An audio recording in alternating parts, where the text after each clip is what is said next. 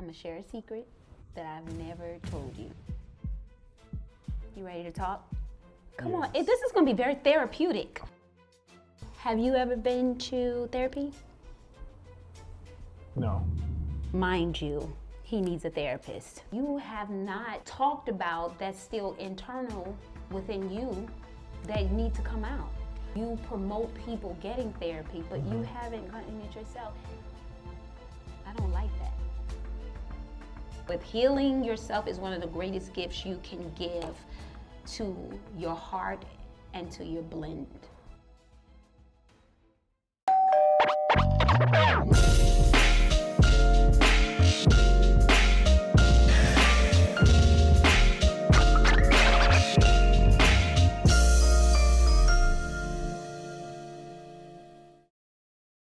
Question. Have you ever been to therapy? No. Do you believe it's something that you should do continuously? Yes. I think that it's something that I need to start, but I think that I do too. No, I'm saying, I agree. How do you feel it's been not too much. Do you feel like it's a beneficial thing for stages of your life, or you feel like it's beneficial for things that, you know, throughout your life, or things that you could just do once and, you know. No, I don't think that you could talk to anybody once about something and that be enough. I think that anything that you do is a process, so it needs to be kind of ongoing. I believe in therapy. I've never had therapy. I've never been to therapy. No, go ahead. In my last marriage, we went to couples therapy. Does that count? I mean, that is a part of therapy, but I'm talking about as an individual. Well, you know what? Let me ask you this. You went to couples therapy while you were trying to possibly save the marriage, right? Correct. Okay. What happened after the marriage? Did you go to therapy once the marriage was over? No, didn't I just say no? So that's something that we're going to discuss today, guys, and we're going to get a better understanding of what therapy looks like and how it can benefit us, especially when we're in situations like this. Mind you, he needs a therapist. You ready to talk? Come on, this is going to be very therapeutic. There you go. You ready? You're going to need physical therapy. I already do. Let's go. I already do. Sciatica. Let's do it. Okay, so why haven't you been to therapy? Seriously. No, I just have never gone through the process of finding a therapist. Recognizing the fact that I could benefit from therapy. I'm not against therapy at all. You got a lot of people who are religious or in the church world that don't feel like therapy is necessary, especially in our community. We take everything to the Lord in prayer. And, you know, which there is some truth to that. Absolutely. I do believe that. I do believe that, oh, what peace we often forfeit. You know, oh, what needless pain we bear. All because we do not carry everything to God in prayer. However, I do feel like God and therapy are two necessary components for everybody. Okay. Not just, you know. So I do recognize that it is something that I could benefit from and have considered doing it. I just have never done the work of finding a therapist for myself. So you have been married to me for 10 years. Yes. And we've been together for 13 years. Yes. And you're right, I need therapy. No, hear me out. And you are one that people come to. Yes. You know, to help them and talk to them and you're almost like a therapist to others. Correct. But therapists need therapy. That's correct. I don't disagree. And to say it's been that long and you promote people getting therapy, but you haven't gotten it yourself. And to me, in 13 years, or even more, because it's been longer since your divorce, there are a lot of things that probably you have not talked about that's still internal within you that need to come out. Yeah, It's a phone call. Ooh-wee. I'm not being funny. No. This What's conversation is about to go different. I'm just telling you now. No, seriously, what keeps Buckle up. What's keeping you from? Because throughout our relationship and our marriage, I have seen multiple therapists. So I guess the question, You need therapy. I know, but I know that, and I took the necessary steps to make that happen. I don't disagree. I'm just saying to you that I just have not done the due diligence of trying to find a therapist that I feel would work for me. For example, as much as I believe in God, as much as Jesus is my Lord and Savior, we are homies, right? I don't necessarily want a Christian counselor. And I agree with that. I would just want what is it, a psychiatrist or a psychologist? Psychologist. I mean, either way, they come in different specialties, and when you look at like the list, they'll tell you exactly of their psychotherapy, psychologists. They focus in this arena. They will let you know if they are spiritual, Christian, all of those things, so that you could look through. Yes. But I think it, from my experience in therapy, I thought it was very beneficial. I remember one of the exercises that they made me do was write a letter to myself. And then they made 5 people that were important in my life write a letter to me about me. Yes. Okay. And it's so funny that you never realize how a person perceives you when they have to write it down on paper.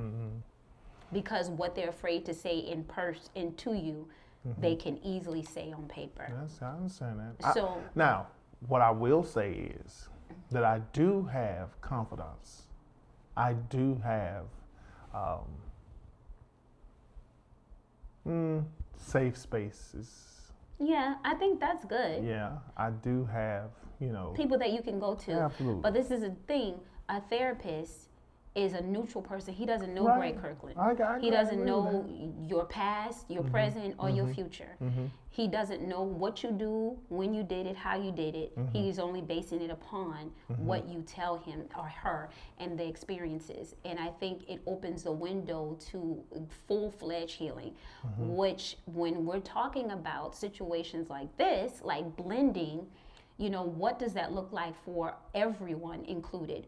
You're the dad, you're the bio dad, I am the bonus mom, I have done the work. And then we have, the girls, have they ever been in therapy? And if so, what was that experience? And you promoted it and made sure that they were covered, but you didn't cover yourself. Which is often the case. Okay, so let's talk about that. After and I've shared this on our show. Okay. After I went through a divorce, it was recommended that the girls go through therapy. I want to say Kyla was so young though. Kyla, her personality is still to this day, things kind of roll off of her.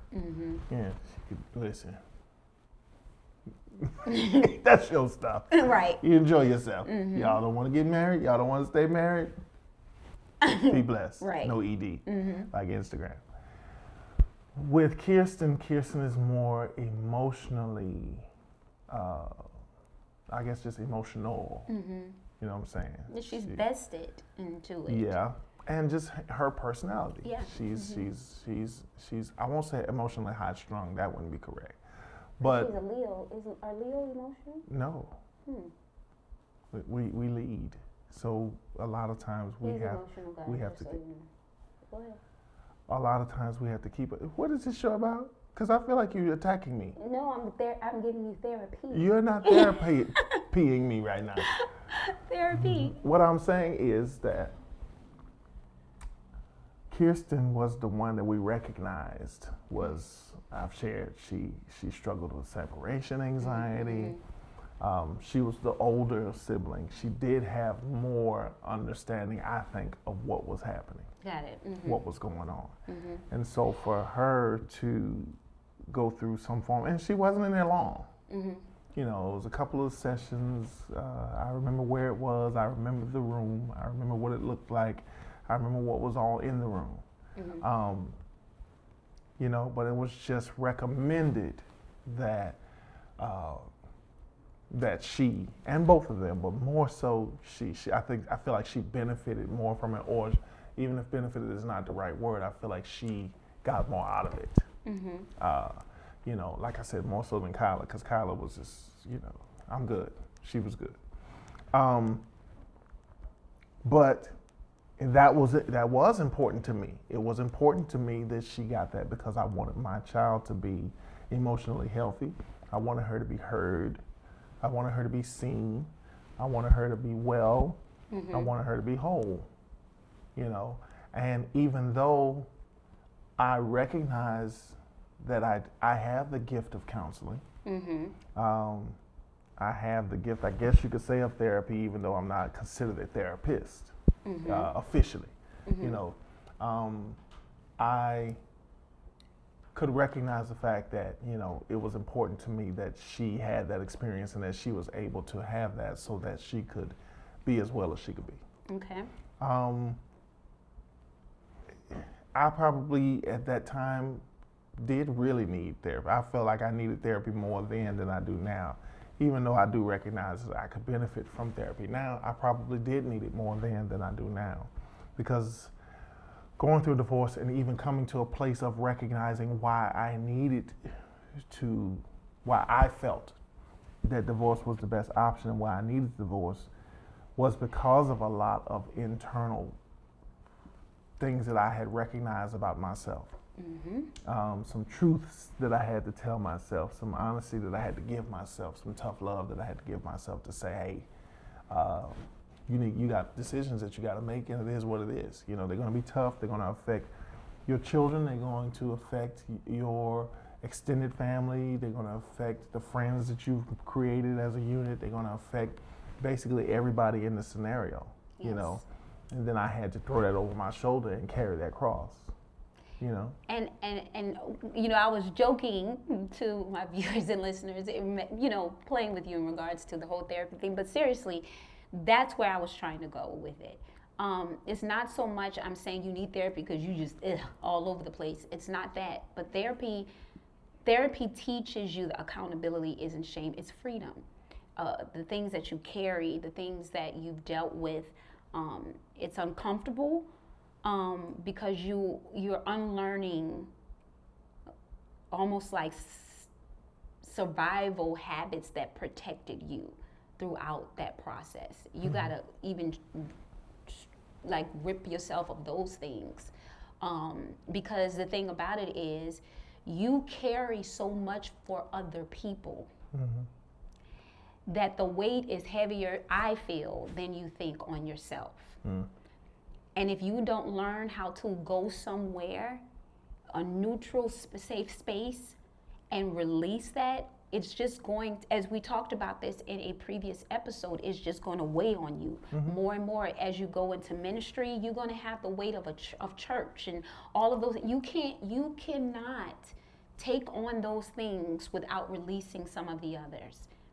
And only therapy can give you that. And you know, when it comes to the children and in divorce and in blended families, you know, I think across the board it's needed. It's a part of the healing. And I think in our culture sometimes we look at it like that's for crazy. That's for people who got real issues. This is an issue. Because it carries over. Right. It carries over into the next if you don't address it. Right. And then we're so good at silencing our problems. You know, pushing them far, far down, or so we think, so we don't have to deal with them. But what we do is, after a while, it starts to just float back up to the top. Yeah, it's just waiting on you. It's just waiting on you. It's waiting for you to say, I need you out of me. I need to get you away, like that Mucinex. Like, for real. And that's what it needs. That's what it needs. My God. Healing, you know, I always do my quotes that I come up with. Healing yourself is one of the greatest gifts you can give to your heart and to your blend. It's one of the greatest gifts you can give to that. And I want that for you. Do you feel that in a blended situation that the children should go through continuous, because you said Kirsten didn't do it for long, but we also, throughout our podcast, throughout our episodes, have talked about things that they've dealt with throughout this blend process, and not necessarily saying that, you know, our dynamic has made them need therapy more, but situations have occurred that maybe talking to someone outside of us or their mom would give them a better understanding and clarity. You know, do you think that kids should continuously seek therapy when they're in these type of situations and blended situations? Yeah, I think so. I think that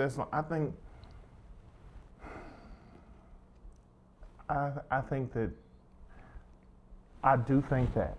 I'll say that. Well, the reason why I said that is because what I was about to say was,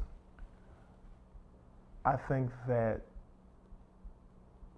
emotions and behaviors and actions will kind of let you know whether or not your children are in a healthy place. So that's what I was going to say. Okay. I was going to say that actions and behaviors, it'll let you know. Like a lot of times, kids who don't feel like they can express themselves, they have behavioral issues. You know what I'm saying? They show out in school. They express themselves. They want to be heard. They want to be seen. You know, I'm not being seen at home, or I'm not being heard at home, or I'm not happy about my home life. There's something that's going on inside of my house that I'm not happy about, but I can't say it because I'm a child. Nobody listens to me. My voice is not big enough. I'm not heard. You know, back in the day, it was a stay in a child's place, but children should be seen and not heard. You know, the kids couldn't talk at the dinner table.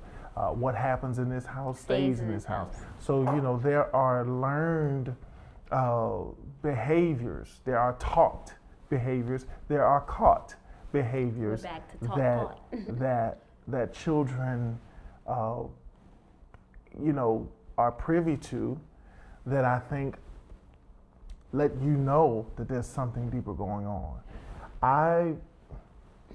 At the time, I felt like Kirsten had gotten to a better place. She was dealing with separation anxiety, and then after a while, I won't say all of a sudden, but then after a while, that started to subside. It started to get a little easier, started to get a little better for her. You know, she wasn't really expressing that degree of emotion as she once was. So, you know, it's going to, after a while, make you feel like, okay, she must be better now. So, you know, then you start to feel like, okay, well, I guess therapy worked, past tense. It helped, past tense. And she doesn't need to do it anymore. You know, now in hindsight, it probably was something that she could have benefited from by going ongoing. And I think we realized that when she went to college. Yeah, I think. In high school, like. Yeah. Because one thing that Kirsten and I identify with is anxiety. Right. Kirsten has anxiety, and I guess to go back on what you just stated, I've had anxiety for a long time, from when probably preteen to teenage years. I wasn't unhappy. I was told my anxiety was I'm just hyper, and I always want to do right, and blah, blah, blah, blah. And I'm just, you know, I was anxious, but I didn't know that there was a word anxiety in that anxiousness. I was always ready for the next. That's what I was told. I never acted out in class. You know this from my parents. I brought good grades home, you know, A's, you know, Kirsten brought the same thing. But my parents were known in New Orleans. My mom was a speaker, but the heaviness and the weight to be perfect made me anxious and had anxiety in my life. But I wasn't unhappy. There wasn't a situation in my household. It was me. It was something that I was dealing with that I didn't come to surface until I came to Atlanta and went to college, and I realized I felt like the wall was just coming in on me, and everybody expected me when I came out here to be perfect. I was put on a pedestal that I didn't ask to be on. That has nothing to do with my parents, the situation, or anything. That's me. But nobody put me in therapy because they didn't think it was anything that was needed. I had to realize I need to speak to someone because something's not right about this. And what I'm saying is a lot of people think what they're feeling is a normal thing, and it's not. Right, but that's the, It's not. But that's why but I It's agree normal, with but you. it's not. I agree. It's normal, but it's Which is why I stopped myself from making that statement as being a reason why therapy is not necessary for ongoing. It's like when you're dealing with children, now we're coming into the age where we are accepting the fact that child therapy or therapy in general is acceptable and it's okay and it's even recommended and it's even commendable if you choose to have a therapist because it shows that you're taking, your life by the reins and you're, making sure that you're expressing yourself and really getting to the bottom of feelings and all that kind of stuff. But at that time, and I would even go as far as saying now, the average person, if your child is not exhibiting certain behaviors, does not have a reason to think that their child needs therapy. You understand? Back in our day, the big thing was bedwetting. It was? Yes. Everybody was peeing in the bed. That's what they say. They didn't call it bedwetting. They said you peed in the bed. Everybody was peeing in the bed. I'll never forget the episode of Different Strokes. How come when you use shows, it's okay, but when I use shows and movies, it's all that? Because you're so extra with it. But go ahead. Go ahead. I remember an episode of Different Strokes. Now, I want to say it was the case that Arnold thought he was wetting the bed or something, and somebody was pouring water in the bed. I think it was Willis. Either way, back in those days, the big thing was bedwetting and peeing in the bed. Okay, now in 2026, we have come to a place where we say, something about that is telling. Why are they peeing in the bed? Why are they bedwetting? What may have happened? What is leading to this? What are they experiencing? What are they, where back in them days it was, you got to spank her for peeing in the bed. You are too old for this. You don't, I'm tired of washing these sheets. You're going to wash your own sheets. You're going to do this. You're going to do that. You're going to stop peeing in the bed. So when our children have had issues of wetting the bed, you ain't say nothing about why they pee in the bed. You have said exactly what you just said. Yeah. Boy, you know the bathroom is right here. Why you so wait? That's correct because there is, in everything there's a balance. Because there is that too. Because sometimes it's not therapy. Anything and so, right. So I'm saying that it's hard to decipher. It's not easy to just determine that your child needs therapy. So unless we just get to a place where we just say every child needs to see a therapist. Okay. How do you feel about our children, our sons? Do you think they would benefit from therapy? I think Carter would probably benefit from therapy more than that Cooper. Why did you say that Cooper? Because listen, he's different. That's a different child. That pandemic raised him. Whatever. Carter is more emotionally, I would say, high strung. Carter is, he's very articulate. He can share with you when something is bothering him. He can tell you when he's had a bad dream. He can tell you when he's experiencing certain feelings. He can tell you when something is bothering him. He can tell you when he's not happy. He can tell you when, you know what I'm saying? But at the same time, there are unspoken things. There are when we recognize that he would feel a certain way when the teachers would tell us that when it was time for him to get in front of the class and read, and he would draw up and start to cry. And he would not want to read in front of everybody else. Or we recognize the fact that when it was time for him to take a test he wouldn't do well on the test because he had testing anxiety. Those are flags. Those are reasons why therapy might be necessary. Now, I'll be real with you. There are certain parts of me, and not to say that this should be the end all be all, but because I have what I feel to be the gift of counseling and the gift of therapy, I was never quick to feel like our child needed to go out and seek therapy because I felt like I could be what my child needed, which is not to beat up on him when he didn't perform well, which is to allow him to express to me, why do you feel away when it's time to read? Why do you feel away when it's time for you to perform? And we would talk that through, building an open communication. Now, should it be the case that I should feel like I can therapyize my own child, or should we seek someone from the outside? Probably so. But it just was never something that made me stop and say, okay, he needs therapy. And see, for me, it was completely different. So yes, you do a great job with talking with him and through things, but I recognize me in him from the anxiety standpoint, which because I recognize it, I'm able to give him tools. Like, Carter and I do breathing exercises and all of that stuff when he gets really, really anxious.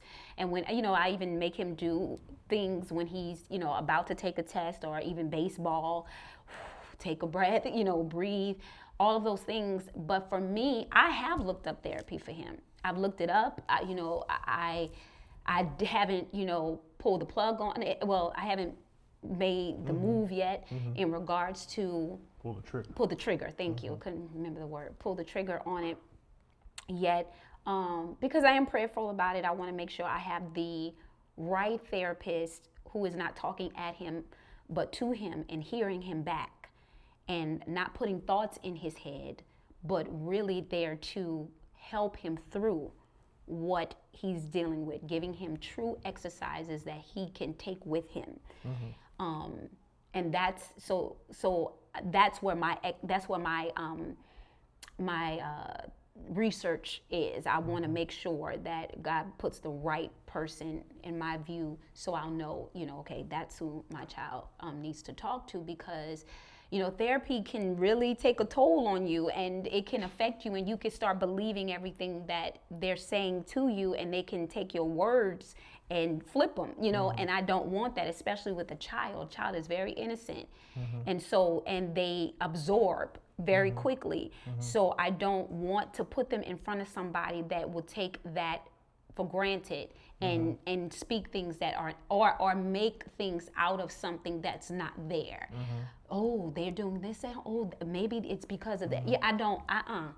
That's not what I need. And in that, I also would appreciate, therapy from a standpoint of pulling us in with them. I think that also helps. I think that's a healthy family. Yeah. Now, what I will say, not to cut you off. No, it's fine. But what I will say is that, from my perspective, what I've always tried to be intentional about is not. I'll never want to be that parent that can't admit that something is going on with their child. You know what I'm saying? Like, I remember that I felt like Kyla was dyslexic. Okay. I felt that way. I felt like Kyla had ADHD. I felt that way. I looked into it. We had Kyla tested for ADHD.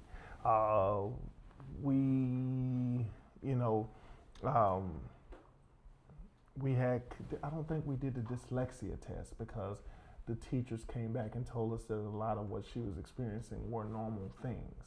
But for me, I just wasn't going to be the person that wasn't willing to consider it, if that makes any sense.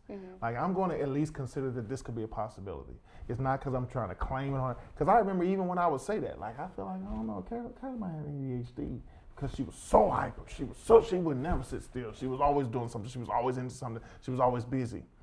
And I was like, my child might have ADHD. Anytime I would say that, I would get crucified by family members and friends and lovers. Don't say that about that child. Don't put that on that child. What do you mean, don't put that on that child? Yeah. What if she has it?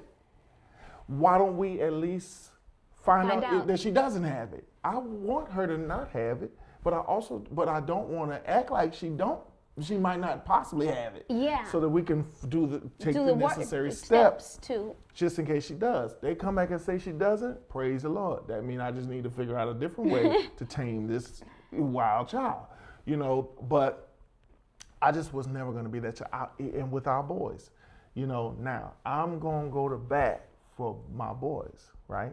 But if the teacher calls and says, hey, Carter was talking in class today. Not my child. Well, he must be. No. Okay, he was talking. Tell me more. You know, Yeah, you and I think because alike I with also that. know my job. Right. He's a talker. You know, so that is something that I will say that I had never, you know, in other words, I guess what I'm trying to say is that if it ever came down to it, I would not be the type that can't accept the fact that our children might need therapy for something. So to go back a little bit on what I said in regards to therapy and trying to find the right therapist, because therapists sometimes have a way of interjecting their own thoughts onto children. I do believe it. I'm sorry if, you know, some listeners or viewers may not agree, but I have seen it. And I want to talk more about that. But in addition to, you know, when you brought in Kyla, since we're talking about our children, I personally do believe Kyla needs therapy. And I do think she needs therapy from this standpoint. Kirsten has anxiety, Cara has anxiety. To me, Kyla has a people-pleasing mentality. And I think she is there's one thing to be a peacemaker. There's one thing to avoid it. She avoids. She don't want, I'm not dealing with it. And so I'm gonna walk away from it. That's something you need to deal with. Yeah, I agree. And I think her personality is one like that, but I think also the divorce put her in a place of even from home. You having to, Kyla was the one to be like, I ain't saying this, and I ain't saying. And now, as she gotten older, she's been more like, you know, more open, and you know, but she's also very selective too in what she's going to be open about. I do believe that, yeah, I believe she needs therapy because she aims to please, and not just in family, but in friendships and all of that. And I think it has spilled over. I don't disagree. I think, and now that they are adults, I think every adult needs a therapist. Oh, So it just makes sense. and You know what I'm saying? I've had multiple ones. I'm not gonna say multiple because it sounds like I go every, but I've had two really good ones.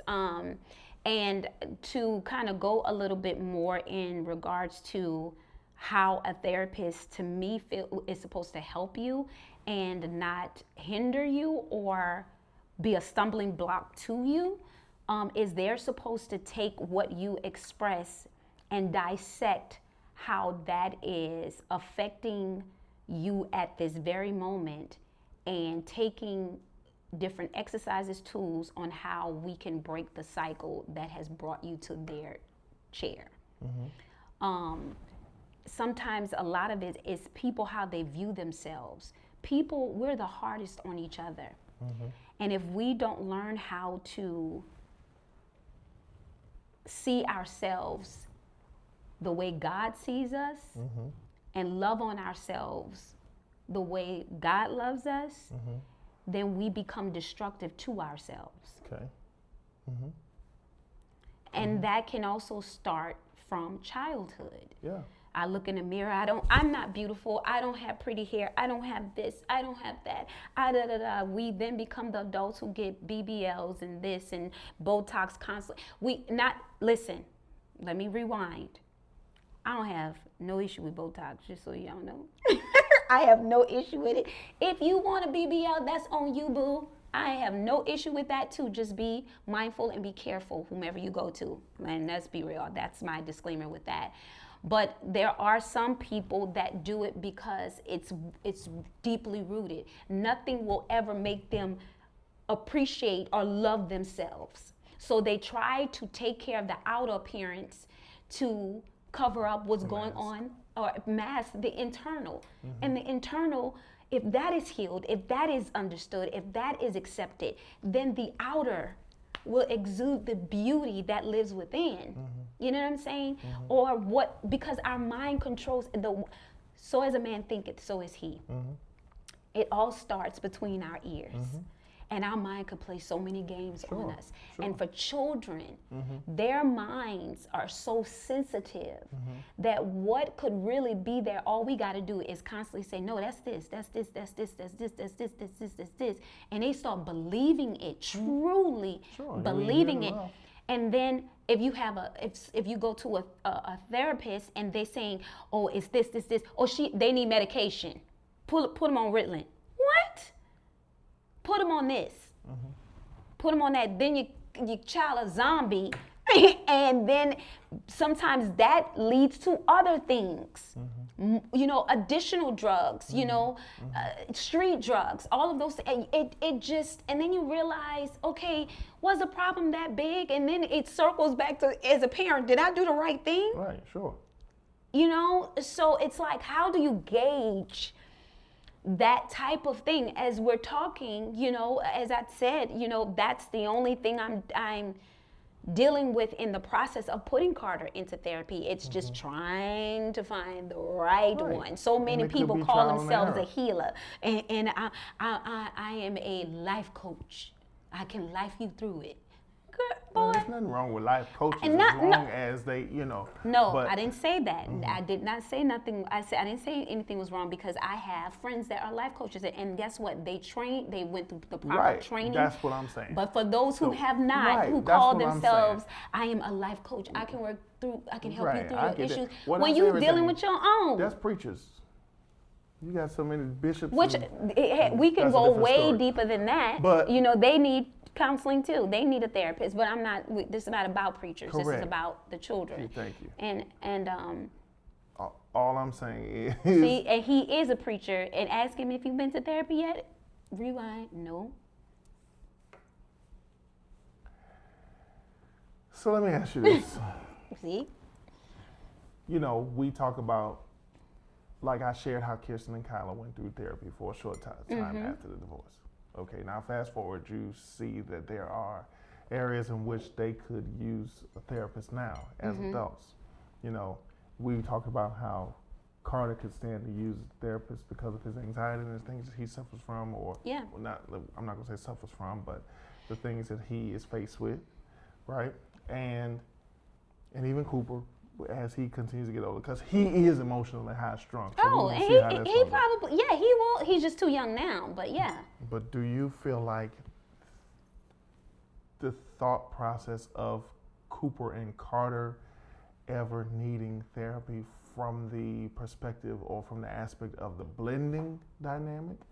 Like, the older kids could stand to use therapy because they went through the traumatic experience of a divorce and a house split and home split and remarriage and blending and rehomed, if I guess if you want to use that term in a certain capacity, a certain way. You know, do you feel like do you feel like the bio children within a bonus blended situation also could stand to have therapy, because they have to wrap their minds around the fact that they have siblings that don't live in a home with them, that when the time comes around and they do come around and they get emotionally attached and then they don't want to see them go, they want to know, why do they have to go? Why do they have a different mom? Why do they live in a different home? Do you see where there could be a need for therapy for the bio children within the blended dynamic, the new bio children? Yes. I'm going to share a secret that I've never told you. No, I'm serious, because I just felt like it was between me and my son, but I'm going to say it now. When Carter is 8, I think it was maybe last year, and Carter has an old spirit. He's very intelligent. And he started putting the pieces together really early that, okay, daddy goes pick them up, they come here, and then they have to leave. And then it was, you know, okay, they have a different mommy, because he used to tell Cooper, they have to go home because they have a different mommy. Mommy and daddy are our mommy and daddy, but, you know, but they have a different mommy, we have the same daddy. But one time he came to me and said, I think what happened was, and this is how you have to be careful sometimes, we were all talking downstairs and he overheard. I can't remember exactly what the conversation was. And he said, I went up to the room and I was picking clothes out. And he said, Mommy? I said, yes. He said, Kirsten and Kyla are going back home to their mommy. I said, yeah. He said, is their mommy nice? And I said, well, yeah, it's their mommy. Does she make them happy? I said, yeah. Does she make you happy? I said, huh? Is she nice to you? I said, well, why are you asking me this? He said, because that's their mommy and you're my mommy. But if their mommy not nice to my mommy, I don't like that. And I said, does that make you feel some kind of way? He said, yes. I said, why? He said, because you a nice mommy.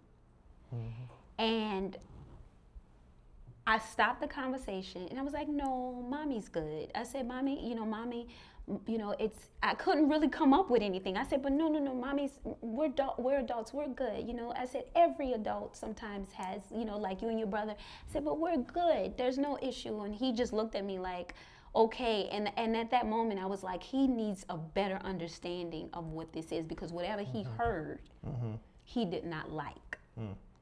And he's a child. And so he was processing it, but he couldn't put it into words of what he really was probably thinking.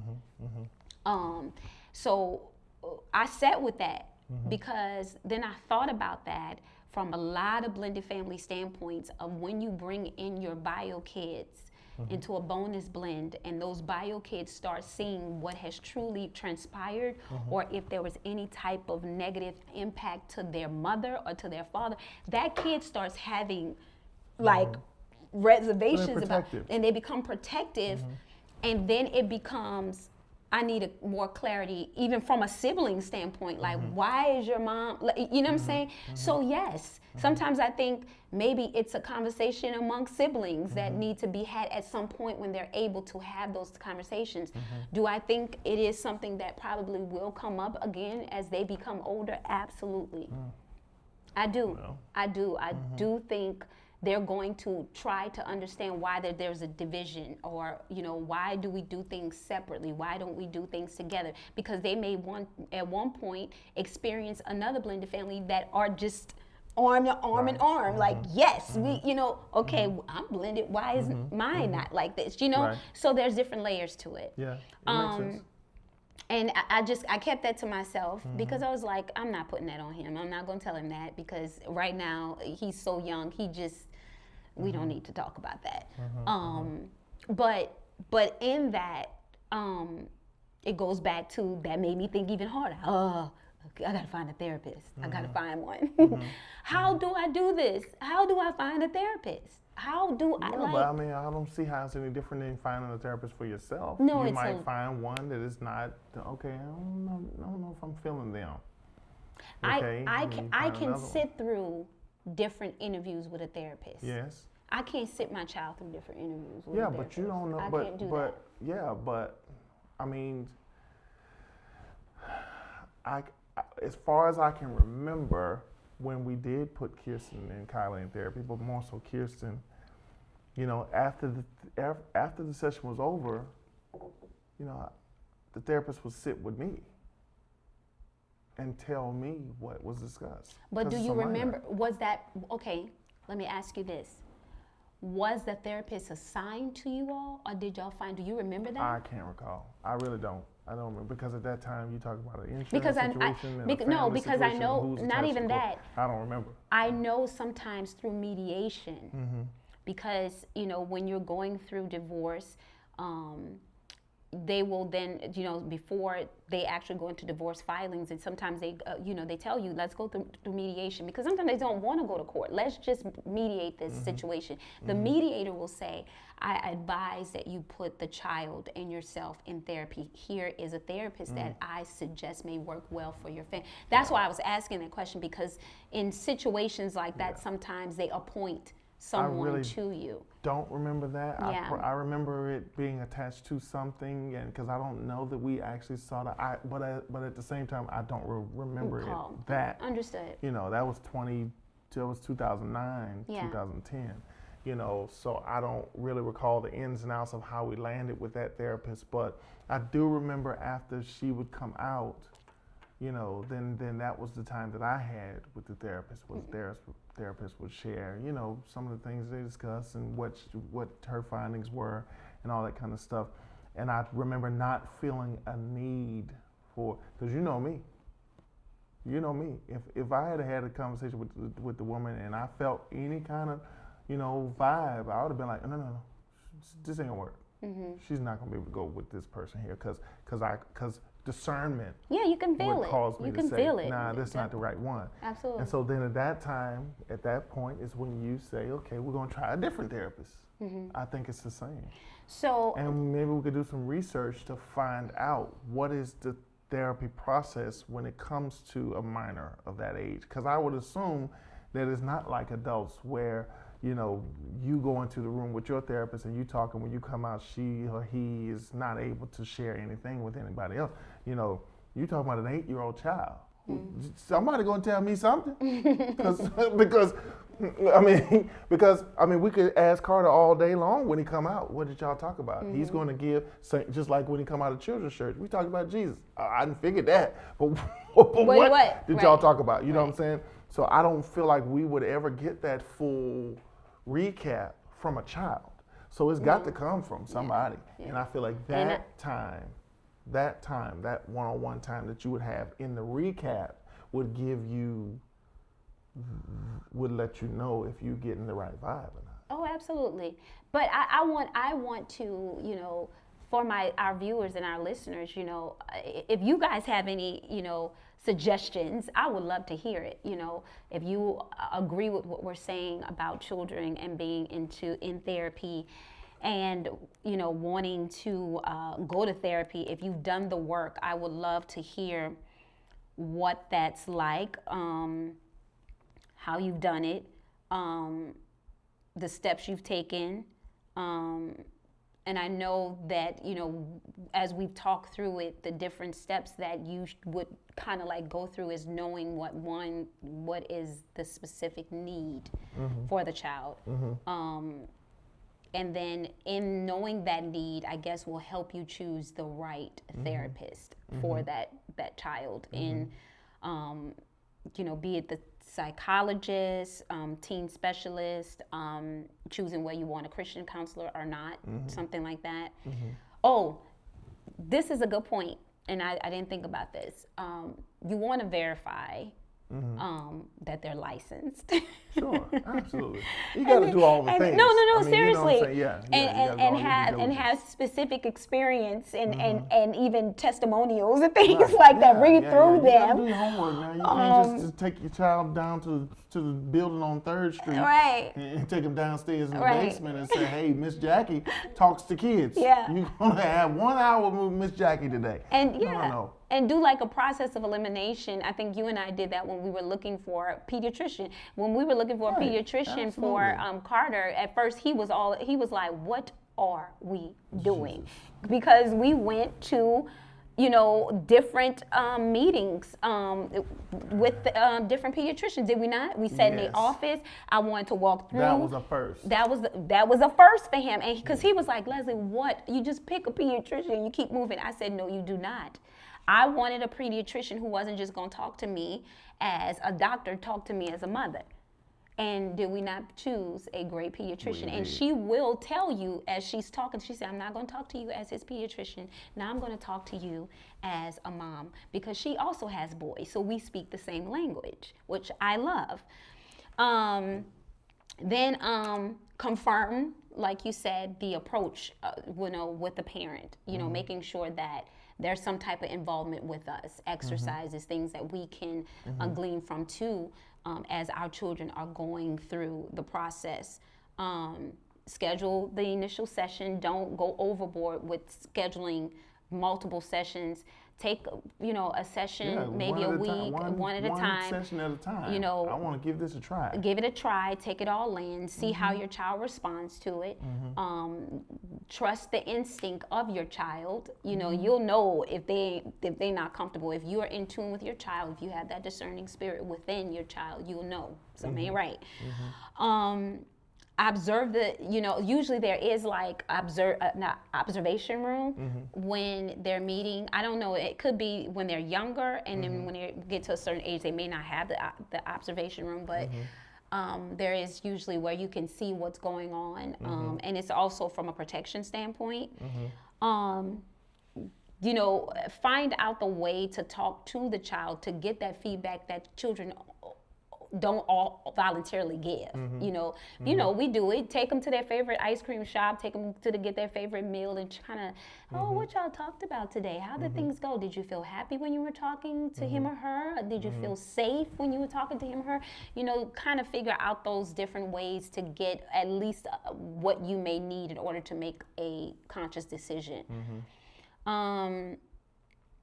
I'd say then, I just said that value the comfort, the trust, and connection. I don't know how many sessions, and this is where I probably would depend on you for, how many sessions do you commit to before saying yes to this person? One. Or even once you decide to go with the person, how often do you do it? And at what point do you reassess, where we are in the progression of, the things that they're dealing with? I.e. for our child will be anxiety. So I know for us, it would be probably someone that deals with emotional intelligence and things like that, from how to view it and assess it through a child's eyes. I want them to be able to speak a child's language, can get into the minds of that child and make them feel like what I'm feeling is okay, and I can get past it and over it, and this is how I can do it, and then the last but not least, you just said it to us as the daddy. If he don't like it, he gonna walk in the room, take Carter or Cooper out and say, thank you for your time, God bless you, but we will not be coming back. Listen, the worst thing in the world would be for a therapist to need therapy after doing that would be terrible. But I will make that a reality. Right, but if I need to. No, yes. But those are the things I think, and if there are any more that you all have, I am all ears, because this is new for me, because now I'm looking at my bio child, putting him into something like this. And even for my bonus girls, I wasn't there in the beginning, but now I'm there. And I feel like as they are evolving into the beautiful women that they are and going to be, I want them to be whole and healed. And I don't want them to be afraid to address the elephant in the room, or the elephant within. Sure. So because that elephant, use their voice. Yeah, use their voice. That elephant stumps real hard. It really does. So I hope y'all love this conversation, and I hope it's helping you guys. Yeah. It's helping us. It actually is. It's kind of giving us a clear view of what we need to do, honestly, if you don't agree. I know for me, I need to go back into therapy just to have someone to talk to about women issues, about being a woman and, being a mother, being a bonus mom, being an entrepreneur, also being a woman in corporate America, all of those things. As you transition to, elevation in ministry, as well as dealing with things from your past, you have been in the industry for a long time, and you went through ebbs and flows. Talk about it. Talk to someone. And then we've already focused and talked about our kids. So look how that blend has brought us into how individually we can benefit from therapy and collectively benefit from therapy. So yeah, I think that this was an amazing conversation, and for that we have something great for all of you, all of our listeners, all of our viewers. If you felt like the steps that Leslie gave to finding a great therapist for your child were helpful, then just visit our website, www.myadultblend.com. And we'll provide the steps there, as well as you can join the bonus club As a matter of fact, that's where we'll share them. Make sure that you join the Bonus Club. Join and it. We'll put them inside of the community. And also, if you want to hit us in our DMs on social media or even in our comments under this week's post, just text the word therapy, and we'll DM you the steps that you can take toward finding a great child therapist. I think that was beneficial for us, and I think that it could help you as well. Absolutely. And guys, once again, we love you, love you, love you, love you, love you lots. And we appreciate all the love, all the support. Thank you for viewing. Thank you for listening. And please continue to give us your comments, your thoughts, your ideas, your stories, all of those things, because we are a community of people that are in something so beautiful, so new, so normal. But we're here to support each other. So with that being said, I want y'all to keep blending. We'll see we love y'all. y'all.